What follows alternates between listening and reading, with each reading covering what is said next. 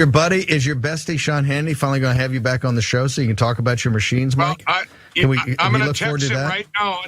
I usually text him and say, hey, Sean, is this news? So I will be texting Sean this morning and say, Sean, is this news?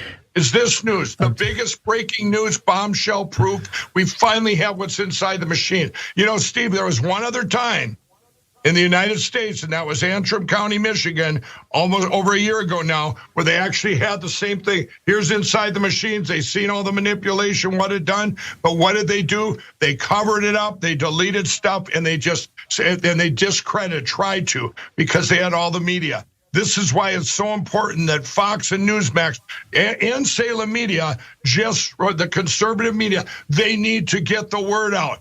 That is we are on offense, Steve. I've been on offense, you know that. I don't go to defense. This is what I've had all along. We have got to get the word out on this. It's over, everybody. If we can get the word out to the whole world, it's over. Because no one has heard from Mike Lindell. He has to get the word out. You know, he's got more damning evidence about the 2020 election that he continues to not give us any evidence of. Now, Steve Bannon let him rant there for a minute on his show, but eventually you got to get the guy to calm down and maybe answer a question, maybe talk about something else. Steve Bannon tried that. Let's see how that went. If they don't put it up there, they are in on it. It can be no other way, because this is the smoking gun bombshell evidence we've been waiting for. Okay, but Mike, hang on. If they don't put it up, listen, Steve. If they don't put it up, I'm going to answer your question. If they don't put it up, it doesn't mean that the evidence isn't real. It means that they're in on it. I don't know. Because it certainly does not mean that the evidence isn't real. We are in another time in history where good is evil, evil is good, everything's upside down. You can't explain why judges never looked at the evidence for a whole year. No, it wasn't working out. So Mike Lindell goes on his rant, and this is the thing, Michael, that I'm thinking about when it comes to this whole thing. A week ago or so, maybe a week or two, former President Trump has this rally, and he talks about how people have to start dying for the cause of fighting against CRT. So he has to ramp it up because people like Trump, Lindell, they talk about the same thing over and over and over again, and even their supporters who are hell bent on supporting them will still eventually start glossing over and going, okay, what are we talking about again? Are we still talking about, oh, that's right, the election was stolen from you. You gotta change the pace or change the energy or the anger at some point to get people interested again, because none of this is any different than it was a year and a half ago. Right, and not only that, Mike Lindell doing something great service to America, which nobody thought possible, which was making Steve Bannon seem reasonable. So that let's not gloss over that.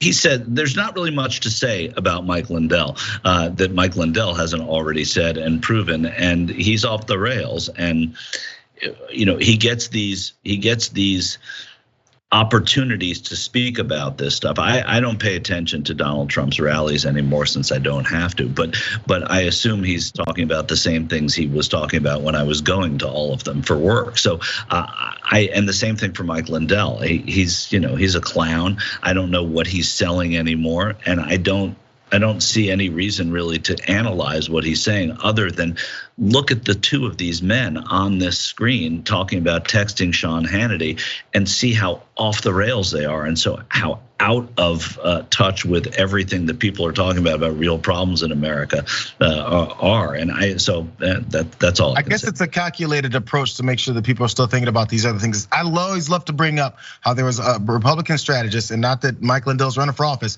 but they were telling a lot of these candidates to make sure that you don't talk about any of these issues. That's why Mitch McConnell isn't happy with what's being said with 11-point plan from Rick Scott down in Florida, because no, don't give any kind of policy position. Just keep fighting these culture wars and saying that this is wrong and that's wrong. The election was stolen. Look at them trying to kill your babies.